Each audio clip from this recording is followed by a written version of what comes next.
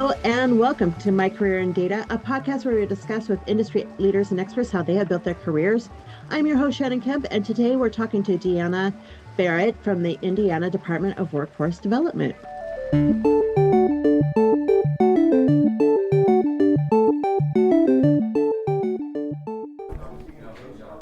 With a robust catalog of courses offered on demand and industry-leading live online sessions throughout the year, the DATAVERSITY Training Center is your launchpad for career success. Browse the complete catalog at training.dataversity.net and use code DVTalks for 20% off your purchase. Hello and welcome. My name is Shannon Kemp, and I'm the Chief Digital Officer at DATAVERSITY, and this is My Career in Data, a DATAVERSITY Talks podcast dedicated to learning from those who have careers in data management, to understand how they got there, and to talk with people who help make those careers a little bit easier. To keep up to date in the latest in data management education, go to dataversity.net/subscribe. Today, we are joined by Diana Barrett, the data officer at the Indiana Department of Workforce Development. And normally, this is where a podcast host would read a short bio of the guest. But in this podcast, your bio is what we're here to talk about it. Diana, hello and welcome. Hello, and thank you. So excited that you are able to come onto the podcast and join us. I'm so excited to hear more about what you do and your background and how you got there. So tell me, let's start with where you are now. You're the data officer for the Indiana Department of Workforce Development. So what is the Indiana Department of Workforce Development? What's the purpose of the organization? Yeah, we are a fairly large state government agency, and we are most known for the work in the unemployment sphere, where we provide unemployment insurance to people who have lost their jobs to no fault of their own. That's probably what we're most known for, but we do a lot also on the business development side, where we talk to employers to first understand what they're lacking in terms of skilled employees, help them get qualified workforce, either by finding existing available workforce for them, or helping them with training grants to create that qualified workforce. So we provide or help fund various education programs ranging from high school diplomas to industry recognized certificates to post-secondary education. And of course, along the way, we collect a lot of data on Indiana's workforce. So anything from their occupations, the industries they work in, their previous education, where they live, where they work, is it full-time, is it part-time, their current salary, if they had a gap in employment, and many, many more data pieces that we then turn into information for our constituents, the researchers, and partner state and federal agencies. Oh, very cool. That sounds like very rewarding purpose. It is. Public service is hard, but like I said, it is very rewarding. So as a data officer, what's your typical work week look like? How do you work with data? My typical work week is busy, and I want to draw a line between busy and stressful because it is keeping me engaged full time. I'm at my desk, but it's not causing me stress because I truly enjoy working with data and creating processes, documenting them, and working with people to adapt to these processes and make those small incremental changes. So I am the first ever data officer for my agency. So there wasn't a roadmap I was able to take over and bring to the next stage. So a lot of my work at the moment is divided between being a strategist and a visionary, where I create the direction for data governing and management for the entire agency. But right now, Shannon, you're talking to half of my entire office. So I have only one more team member that Yeah. is dedicated to data governance full time. So I also get to do a lot of busy work, from talking to our data requesters, reviewing data dictionaries that we have. I also draft data sharing agreements, and I actually map out new processes step by step. And then thinking, okay, how are we going to deliver this change to the entire agency, including those people that are really valuable to us, but who are more ready to retire than to revamp the process they've been doing in a certain way. And that has been working okay. So it is dynamic, and it is challenging just enough to keep me going without the stress. I love that distinction that busy does not mean stress. I think that's very important and something we haven't touched on in this podcast, but it's very true, right? Especially if you love what you do and there's such a reward at the end in helping people out. Absolutely. It's not like that every day. There are days that are very stressful, Sure. but when I look at it overall, it really is. I think I really found my niche where I can, use all my previous experiences and continue to grow. That's very nice. And so, and let me ask too, what made the Indiana Department of Workforce Development decide to have a data office and a data officer? And congratulations on being the first in that role. That's amazing. So, how did that decision come about? It really came out of a pure need.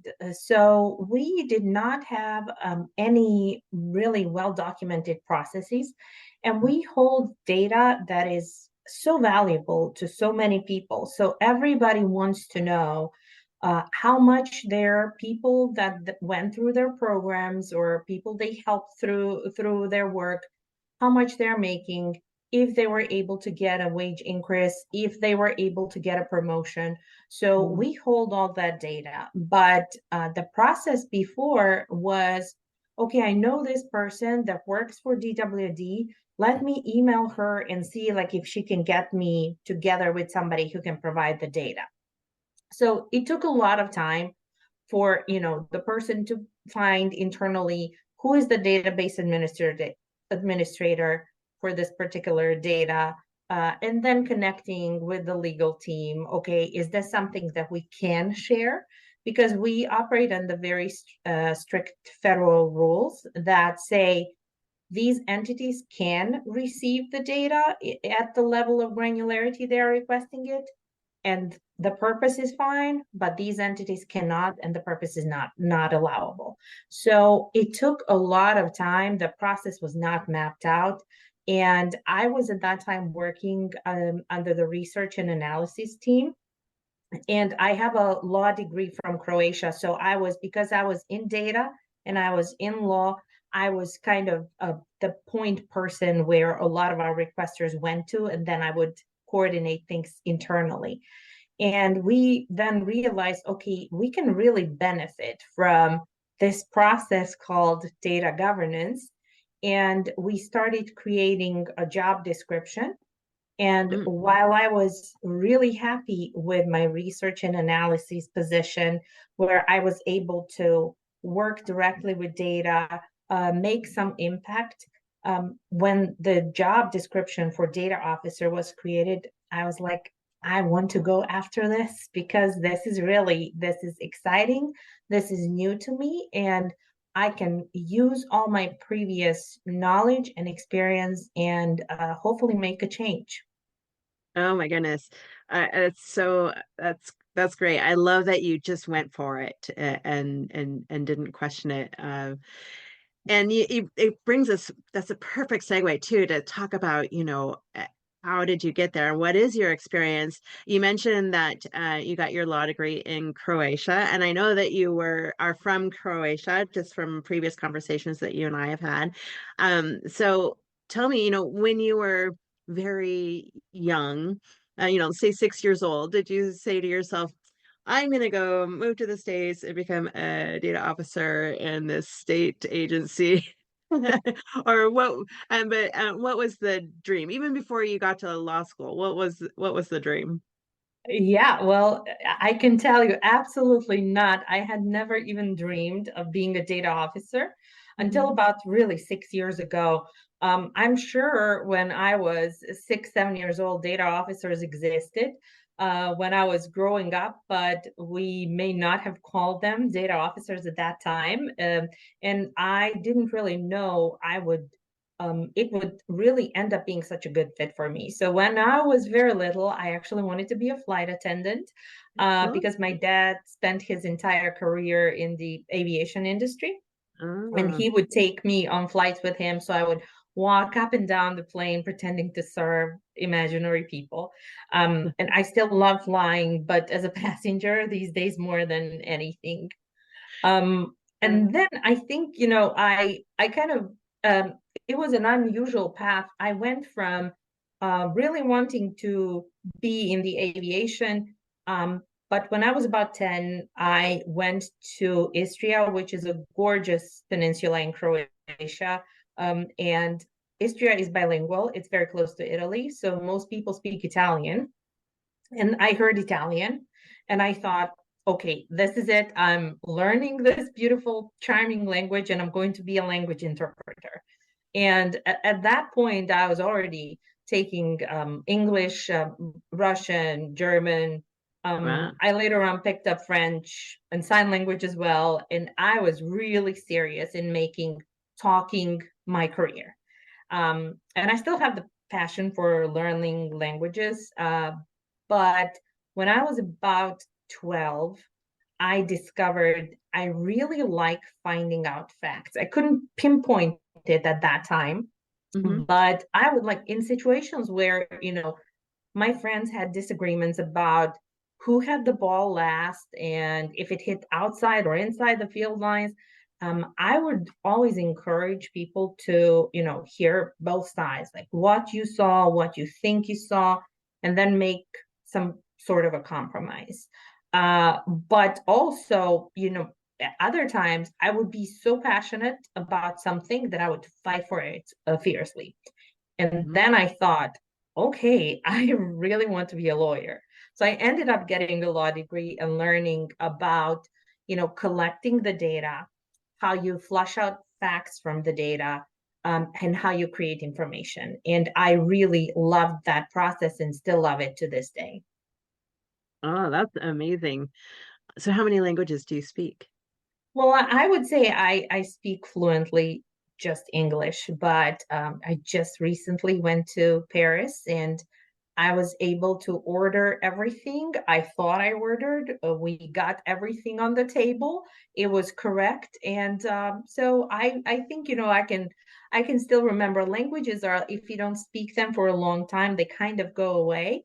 But the memory just came back. So I do speak some French, some Italian, some Spanish, just because it's a similar language group, and also I have to say Serbian and Bosnian, but that is the difference between Croatian, Serbian, and Bosnian is like British English and American English, although they are considered separate languages. Yeah, yeah. Oh, interesting. So, okay, so then so you went into university though, and uh, so how? Tell me about that and what started studying, because and then you get a law degree. Yes, I was always driven to do multiple things at the same time. Hmm. So law school in Croatia is specific. It is 5 years. We started right after high school. Hmm. And when I started law school, it allowed some classes were mandatory. You had to go to class. Some were Hmm. not mandatory, and you would just then take the exam at the end of the academic year. So that allowed me some time to explore what I want to do while I'm not studying. So I got involved with an amazing education and soft skill building nonprofit.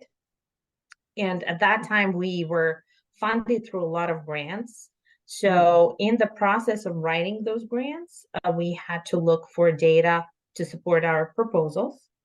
And then after we got the grant and we implemented the project, we had to collect data on our participants. So it was both qualitative and quantitative data. And I was in charge of implementing the projects, but also drafting those data collection methods, and then analyzing the data in the end.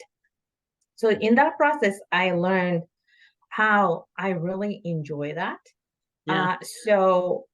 I ended up spending about 10 years working for the nonprofit. And while I was still there, I thought, okay, like this data collection may be really a good time for me to get some official training in research. Mm. So I decided to pursue a doctorate. Oh, Long story short, I was looking for somewhere, near where I live, where I could still keep my job and have my family and my friends near, but go and get this doctorate somewhere. But it happened that I got a scholarship at Indiana University. oh, And I decided at that time, okay, I'm going to uproot my life for a couple of years and do the PhD and get back. But life had different plans. So I ended up staying in Indiana. uh-huh. Um, I loved research. I still love law. So when I got the position with the Department of Workforce Development, with Research and Analysis Division, that allowed me to do a little bit of both. So Mm. I was involved in data sharing and collaborating with the legal team and collaborating with the database administrators. So it was really, really a good fit. It was rewarding, but because we have so much data, we have so many databases, we have so many different data management practices, that's when we started talking about, okay, maybe data governance can help us get to the next level and be better servants to the public that we are serving. So that's how I ended up in the data officer role that really allows me to combine all of my passions. Visit dataversity.net and expand your knowledge with thousands of articles and blogs written by industry experts, plus free live and on-demand webinars covering the complete data management spectrum. While you're there, subscribe to the weekly newsletter so you'll never miss a beat. I love that. I love that it's a story of passion, and I love that you have the super brave moments of moving to a new country, and totally, as you say, uprooting your life, and you had when you originally wanted to stay close to family, and that's hard thing and scary thing, and a brave thing to do, uh and that you just went after this job. I think those are two great things. um so what's been your biggest lesson so far in your career? Well, I think it would have to be your attitude really matters. You don't come to any job knowing it all, understanding the culture you're about to enter, and even to an extent, what exactly is expected of you at the job. So your attitude really matters. Be open to the unknown, and we can learn together, and we can grow together, and we can make impact together. And in the end, it really is that people matter the most. Mm-hmm. So if I look back in my career, one of my most impactful supervisors when I was about 20 years old, he had always let me do what I thought was right. Yeah. So he just asked me, like, okay, do you think this is the best way to go about the matter? And then he would let me do it, no matter how far off I was from a good solution. Oh, So yeah. after that, he would always make me reflect on what happened and what I could have done better. So that process made me not afraid of trying different things and new things as long as I give myself the time to reflect and learn from them. Oh, I love that so much. It's so hard as a manager to do that, when you see a mistake that's going to be made, but so Yeah. important to let people make mistakes so they can learn. And another point that has never, I don't think we've touched on in this podcast before. You mentioned going in and being open to understanding the culture. And I think, especially as Americans, we tend to think that I've seen this a lot where people will transition between companies and expect the company culture to be the same as it was in this other company, and it's not. Each company has its own culture, um, and traveling, I think helps to do that. Just not it's not just about demographic culture, but corporate culture as well. So that's really good advice and really interesting. Do you think that, being from a different country has helped you to keep that open mind? I think it absolutely did because I really had to first observe because I Croatian culture is very different. We are loud, we are very open. So if, we think an idea is not good, a lot of people will tell you that idea is stupid. So we don't have the same filters as Americans do. So Yeah, I had traveled to the States about 6 times before I actually ended up living here, but I was here as a tourist. yeah, But I always try to observe, okay, what's happening, like how people are reacting to each other's words, how people are reacting to what other people are doing, and that really helped me to understand. Okay, you have to leave your culture, whether that's like your culture where you grew up, or mhm, the culture from a previous company. You have to leave those expectations at the door and take some time to observe and learn what the norm is in this new place. yeah, I absolutely agree. So tell me, I mean, now that you've worked with data so long and it's now your primary focus, what is your definition of data? That is a really tough question. And I can probably tell you better what data means to me. So, data can be two opposite sides of the spectrum. So, it's either the essence or it's nothing. Not essence in the sense it's the most important thing in the world, uh, but our world is created and gets improved based on data. But if we don't do anything with the data and if we don't learn from it, then we get to that opposite side of the spectrum where data is just sitting there alone.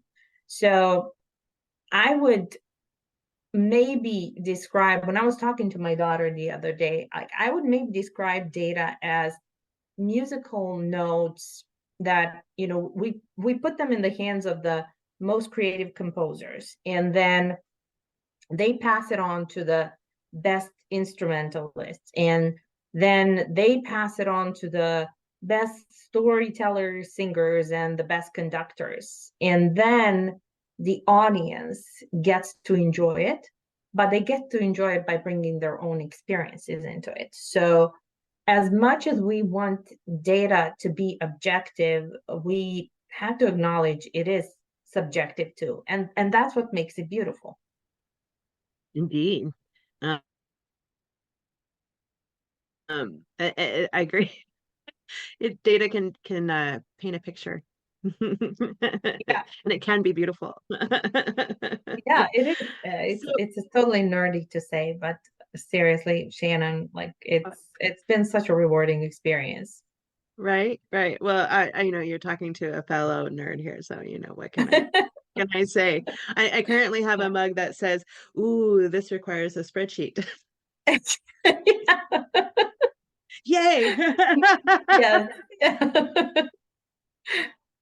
So I understand. So tell me, do you see the importance of data management and the number of jobs working with data increasing or decreasing over the next 10 years, and why?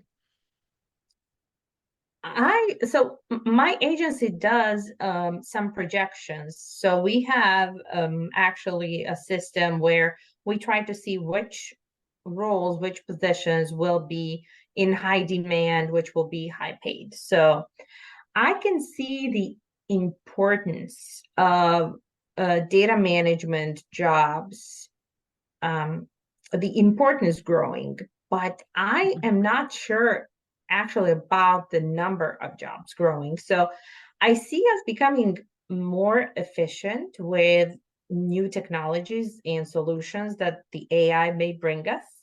Mhm. I should clarify the careful and ethical creation and use of AI. Mhm. Um, and with that, the importance of data related jobs will grow, but the AI will also free us to pursue other avenues that we can combine with that a data management job. So I Mm. understand it is still scary to think about it, but it's also very exciting. So Mhm. my daughter's education and career path and how she does her job, and she's now 7 years old, it will look very different from mine. And I'm just curious to see how her generation thrives from the data that we turn into information today. Oh my goodness, indeed. And I love that you bring up the ethical implications of AI because yeah, it's going to take some work there, and making Yeah. sure we get good data into those initiatives. Right. But so what advice then would you give to people get looking to get into a career in data management? I would say personally, do not get discouraged if your career or education path thus far hasn't been traditional or typical for what you think a data manager's or a data officer's path should be. So if your path isn't typical, don't think of a career in data as taking a risk, but think of it as taking the opportunity and just see what comes out of it and who you may inspire to do the same along the way. Oh, such good advice. Because and that's been kind of the point of this podcast is there is no one typical way, I don't think, especially for, current roles. As you say, they're new. Your job is new. A lot of these jobs are new and yet defined. There's no degree in data management as of yet. Yeah. But so, oh, I love that advice. Well, Deanna, this has been such a pleasure to chat with you and to hear more of your story. Yeah, thank you so much for the opportunity. I really appreciate it. It's such interesting work that you do, and I love that it's combined with employment opportunities and really helping people to find work. So, um, so thank you very much for what you do. And anything else that you want to add? Any information that you think that people should have and when they're looking to get into a career or reaching out? No, just dare and see what you may land on. You may figure out this is not for me. It's too much time, it's too much effort, it is too geeky. But just give it a try if you're curious. All it takes is curiosity. Mm, very good point. And we do talk about curiosity a lot in this because it's very important. Yeah. Well, Deanna, thank you so much for taking the time. And to all of our listeners out there, if you'd like to keep up to date in the latest podcasts and in the latest in data management education, go to dataversity.net/subscribe. Until next time, stay curious, everyone. Thank you for listening to DATAVERSITY Talks, a podcast brought to you by DATAVERSITY. Subscribe to our newsletter for podcast updates and information about our free educational webinars at dataversity.net/subscribe.